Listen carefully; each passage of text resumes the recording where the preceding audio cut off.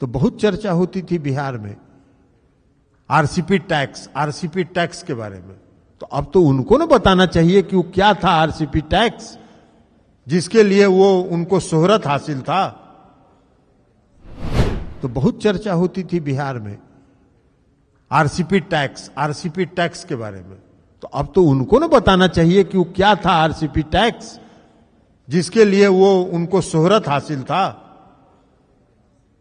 Janata Dal United के पूर्व राष्ट्रीय अध्यक्ष और पूर्व केंद्रीय मंत्री आरसीपी सिंह जब बीजेपी में शामिल हुए तो नीतीश सरकार पर जमकर हमला बोला।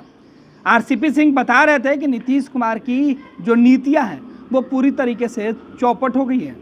नीतीश कुमार CCC नहीं बल्कि कुर्सी के चक्कर में पड़े रहते हैं। और अब जेडीयू के राष्ट्रीय अध्यक्ष ललन सिंह ने आरसीपी सिंह को बता दिया कि आरसीपी सिंह बीजेपी के एजेंट के तौर पर जनता दल यूनाइटेड में काम कर रहे थे। ललन सिंह ने कहा कि आज तो क्लियर हो गया कि आरसीपी सिंह, जिन पर नीतीश कुमार ने आंख बंद कर भरोसा किया था, वो उनके पीठ पीछे क्या गुल खिला रहे थे। ललन सिंह ने कहा कि आरसीपी सिंह ये बताएं अब कि बिहार में जब उनके नाम से पुकारा जाता था कि आरसीपी टैक्स लेते हैं, वो तो लेते होंगे, तभी तो लोग उनको कहते थे। एक वक्त था कि आरसीपी टैक्स का नाम लेने पर सदन में बवाल मच जाता था, लेकिन अब आरसीपी टैक्स वाले आरसीपी सिंह से खुद जेडीयू के राष्ट्रीय अध्यक्ष ललन सिंह सवाल पूछ रहे हैं। क्या था आरसीपी टैक्स? अब यह सवाल पूछा जा रहा है।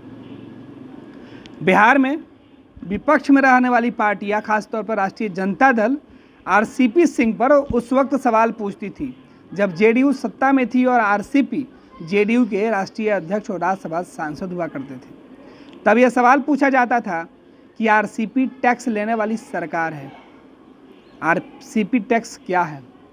सदन में तेजस्वी यादव को चौतरफा हमले के बाद सफाई तक देनी पड़ी थी, लेकिन अब ललन सिंह खुद पूछ रहे हैं कि भाई अब तो आरसीपी टैक्स का मतलब बता दीजिए, क्या लेते थे आप, भ्रष्टाचार में आप संलिप्त थे, ये अब भाजपा को बताना होगा।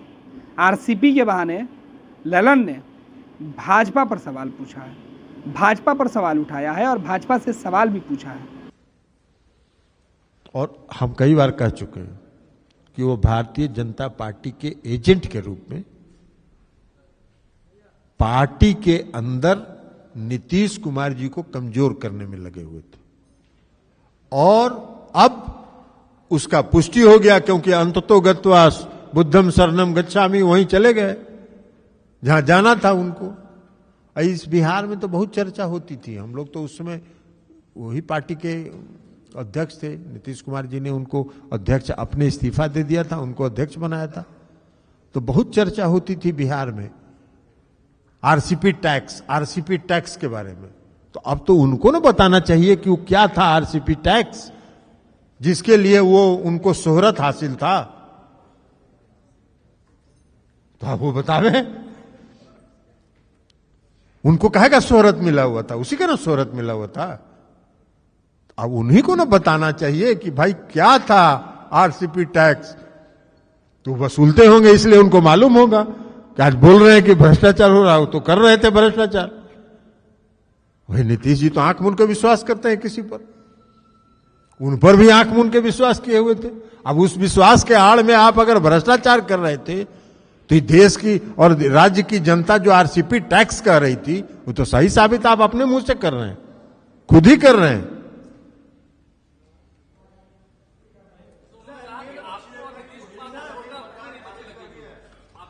अरे छोड़िए ना, उनको चले गए हैं, जाने दीजिए उनको कौन पूछ रहा है, तो पता चल रहा है ना। आप भी बिहार में ना पोर्टल चला रहे हैं, लाइव सिटी चला रहे हैं ना, तो जरा बिहार से जरा सब जगह से जानकारी ले लीजिए कि क्या पूछ रहा है। अब उनको कोई नहीं पूछता है उनको। नवीन पटनायक जी से मिलने के लिए जब गए थे, तो नवीन पटनायक जी ने और माननीय मुख्यमंत्री नीतीश कुमार जी ने दोनों ने प्रेस कॉन्फ्रेंस किया था। तो उसमें कहा था क्या कि हम विपक्षी एकता के लिए बात करने आए हैं। दोनों ने ये कहा था कि हम दोनों पुराने मित्र हैं, और दोनों पुराने मित्र आज मिले हैं, बहुत दिन के बाद मिलने के लिए आए हैं। अब आप अपना परसेप्शन बना रहे थे, तो आप अपना परसेप्शन के आधार पर अपना फिर से परसेप्शन बनाते रहिए, किसी ने नहीं।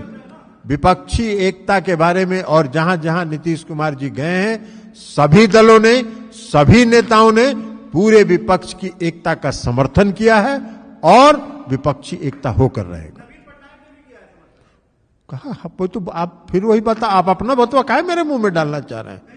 नहीं तो आपको तो, आप प्रेस कॉन्फ्रेंस उनका नहीं देखे हैं क्या? क्या है बोला उन्होंने कहा कि कोई राजनीतिक बात नहीं हुई।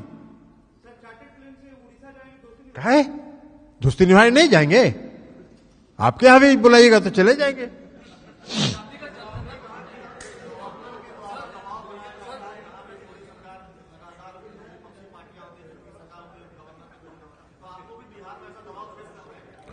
बिहार में क्या दबाव देंगे?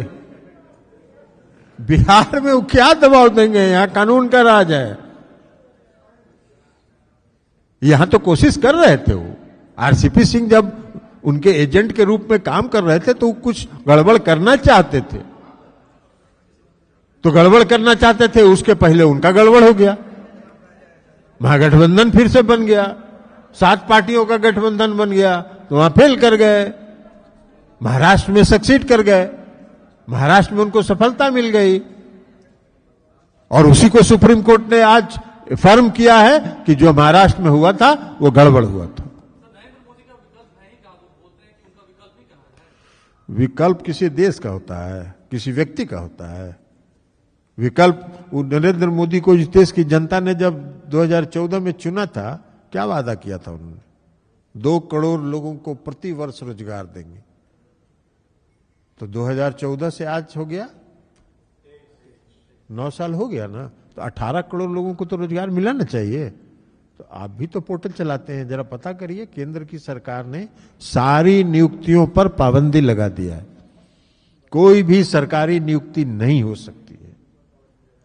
तो सारी पाबंदी जब नियुक्ति पर तो उनको 13 जो 9 दूना 18 करोड़ लोगों को रोजगार कहां मिला? तो उसमें कोई विकल्प था क्या? विकल्प होता नहीं है, विकल्प पैदा हो जाता है और विकल्प नरेंद्र मोदी का पैदा होगा 2024 में, आप देख लीजिएगा।